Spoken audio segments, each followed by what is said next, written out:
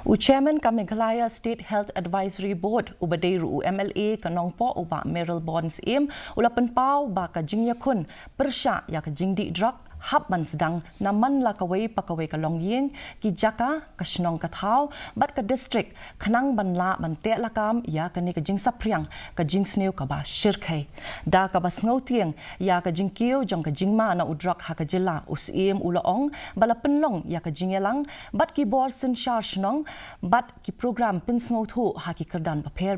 halor ka ni ka benta ulaong ba ka ni ka dei ka Jingïatrei ka ba Donkam ban ya Syiem benta da Baroh nadu kinong yalam snong kinong yalam niam hadu ka sarkar jela bat Baroh ki kenhun treimon snobha paper Needs of drugs into our society, it is very alarming. Looking at the facts and figure, looking at the consequences, the ramification in our society, we have seen that it is on a rise. That is the fact, be it in KHASI, be it in Baroh district also. Just last few days also we had a meeting with the local authority like Rambachnong or the Senglongkami, and different awareness has been conducted at different level.